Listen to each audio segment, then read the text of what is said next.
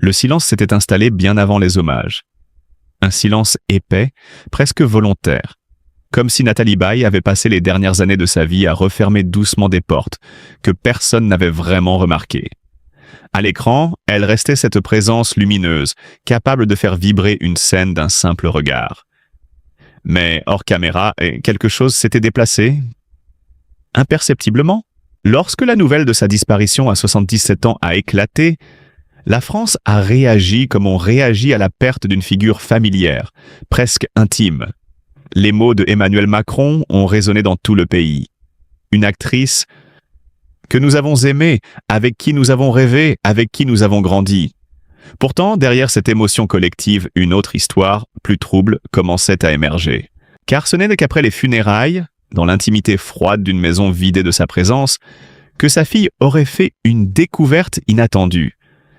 Pas un scandale tapageur, pas une révélation spectaculaire. Non, quelque chose de plus dérangeant encore.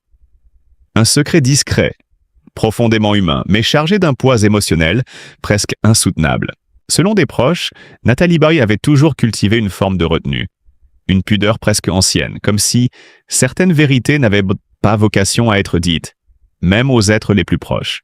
Ce trait, souvent interprété comme de l'élégance, pourrait aujourd'hui être relu autrement. Était-ce vraiment de la discrétion ou une manière de protéger quelqu'un? Ou peut-être de se protéger elle-même? Les indices, eux, étaient là depuis longtemps. Des silences lors de certaines interviews, des sujets soigneusement évités, des regards qui semblaient fuir dès qu'on s'approchait trop près de certaines périodes de sa vie. Mais personne ne posait de questions, parce que personne ne voulait briser l'image. Puis il y a eu cette découverte, un document, une lettre. Peut-être même un simple objet. Les versions divergent. Ce qui est certain, c'est que ce que sa fille a trouvé ne correspondait pas à l'image qu'elle avait construite de sa mère. Pas totalement. Comme si une partie de la vérité avait toujours été tenue à distance, volontairement dissimulée derrière les rôles, les projecteurs et les années. Ce secret, selon certaines sources, n'aurait rien de scandaleux au sens classique. Il ne s'agirait ni d'un crime, ni d'une trahison publique, mais plutôt d'un choix. Un choix intime, lourd de conséquences, qui aurait marqué profondément la vie de Nathalie Baye, et peut-être celle de sa famille, sans qu'il ne le sache vraiment. Pourquoi l'avoir caché? C'est là que l'histoire devient troublante. Car ceux qui ont connu l'actrice parlent d'une femme lucide, consciente de ses décisions, mais aussi profondément marquée par ses émotions. Une femme capable d'aimer intensément, mais aussi de se replier dans un silence presque impénétrable lorsque la douleur devenait trop forte. Certains avancent l'idée d'un sacrifice, d'autres parlent de peur. Peur de blesser, peur de perdre. Ou simplement peur de voir une vérité trop complexe réduire toute une vie à un seul récit. Et si ce secret n'était pas seulement le sien? Dans les jours qui ont suivi cette découverte, les tensions auraient été palpables. Non pas des conflits ouverts, mais une forme de trouble diffus. Comme si cette révélation, même partielle, venait fissurer quelque chose de plus profond. La perception même de qui était réellement Nathalie Baye. Car au fond, c'est peut-être cela qui dérange le plus. L'idée qu'une personne que l'on croit connaître, une mère, une icône, une figure publique, puisse avoir vécu toute une partie de sa vie dans une zone d'ombre inaccessible aux autres. Et pourtant, n'est-ce pas profondément humain? Nous construisons tous des versions de nous-mêmes. Certaines pour le monde, d'autres pour nos proches, et parfois, une dernière, que nous gardons pour nous seuls. Dans le cas de Nathalie Baye, cette dernière version semble avoir survécu à tout. Au succès, aux épreuves, et même à la mort. Elle a traversé le temps en silence, jusqu'à être découverte trop tard pour être expliquée. Alors aujourd'hui, une question demeure. Devons-nous vraiment chercher à connaître toute la vérité sur ceux que nous aimons, ou accepter qu'une part d'eux nous échappe à jamais? Dans le silence feutré des hommages officiels, quelque chose semblait presque irréel. Comme si la disparition de Nathalie Baye ne pouvait pas simplement se résumer à une annonce, à une phrase sobre, à une date. Et pourtant, ce vendredi-là, à Paris, la nouvelle est tombée, froide, clinique. Une maladie neurodégénérative avait emporté celle dont le visage avait accompagné des générations entières. Très vite, les réactions ont afflué.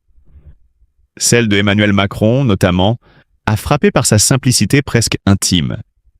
Il ne parlait pas d'une icône distante, mais d'une présence familière, d'une femme que nous avons aimée, avec qui nous avons rêvé, avec qui nous avons grandi. Et c'est peut-être là que commence le mystère. Comment une actrice peut-elle s'inscrire à ce point dans la mémoire collective, au point de devenir presque invisible tant elle est partout?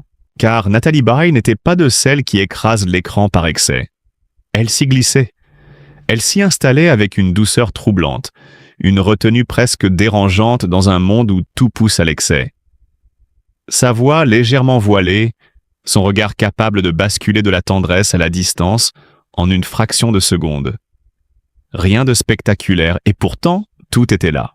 Fille d'artiste, formée d'abord à la danse avant de bifurquer vers le théâtre, elle s'est construite loin des trajectoires faciles. Le passage par le cours Simon puis le conservatoire n'était pas un raccourci vers la gloire, mais un lent apprentissage de la précision. Une discipline du geste, du silence, du regard. Et déjà, derrière cette rigueur, une question. Nathalie Baye jouait-elle ou révélait-elle simplement quelque chose que les autres tentèrent de cacher? Sa rencontre avec François Truffaut dans La Nuit américaine en 1973 marque un tournant discret mais décisif. Ce n'est pas une explosion, c'est une fissure, une ouverture dans laquelle elle s'engouffre sans bruit. 5 ans plus tard, elle revient dans La Chambre verte, et cette fidélité à un cinéma d'auteur exigeant révèle déjà une ligne invisible dans sa carrière. Baye ne cherche pas la lumière, elle choisit les zones d'ombre, mais c'est justement là que tout devient troublant. Car en parallèle, elle navigue avec une aisance déconcertante vers des films plus accessibles, plus populaires. Comme si elle refusait d'être enfermée dans une seule identité. Comme si elle testait sans cesse les limites de ce que le public attendait d'elle, et de ce qu'elle refusait de lui donner. Les années passent, les rôles s'accumulent, plus de 80 films. Et pourtant, aucune saturation. Aucun épuisement visible. Elle traverse les décennies comme une présence stable dans un paysage en perpétuelle mutation. Avec Maurice Pialat, Claude Sautet ou Bertrand Tavernier, elle explore des univers bruts, parfois inconfortables, où les émotions ne sont jamais décoratives. Puis vient 1983. La balance. Un rôle risqué. Une prostituée dure, lucide, attachée à un homme perdu, interprétée par Philippe Léotard. Le film dérange. Le personnage aussi. Mais c'est précisément là que Baye frappe le plus fort, sans jamais surjouer, sans jamais chercher à séduire. Elle impose une vérité presque brutale, et le César de la meilleure actrice vient consacrer cette performance. Une reconnaissance, mais aussi une contradiction. Comment une actrice aussi discrète peut-elle imposer une telle puissance? Et ce paradoxe ne la quittera jamais. Dans Vénus Beauté Institut, sous la direction de Tony Marshall, elle s'inscrit dans une autre tonalité, plus légère en apparence. Une comédie romantique presque fragile. 3 femmes, un institut de beauté, des vies ordinaires, et pourtant, derrière chaque sourire, une fissure. Le film triomphe. Marshall décroche le César de la meilleure réalisation en 2000, et Baye encore une fois prouve qu'elle peut être là où on ne l'attend pas. Même à Hollywood, dans Catch Me If You Can de Steven Spielberg, face à Leonardo DiCaprio, elle reste fidèle à elle-même. Un rôle secondaire, celui d'une mère. Mais une présence qui marque, comme si elle refusait de jouer le jeu de la visibilité, préférant celui de l'empreinte. Et c'est peut-être là que réside le cœur de l'énigme Nathalie Baye. Elle n'a jamais cherché à dominer. Elle n'a jamais cherché à provoquer. Et pourtant, elle dérangeait. Parce qu'elle échappait aux catégories. Parce qu'elle ne livrait jamais tout. Parce que, même au sommet de sa carrière, elle continuait à travailler avec de jeunes réalisateurs comme Xavier Beauvois, comme si elle refusait de se figer dans une légende.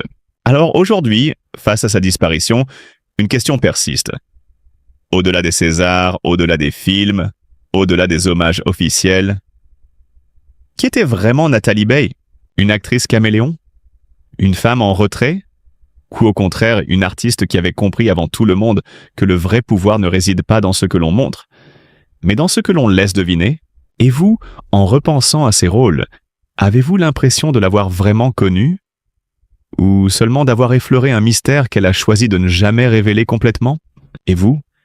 Si vous découvriez après la disparition d'un proche un secret capable de changer tout ce que vous pensiez savoir sur lui, voudriez-vous vraiment connaître toute la vérité?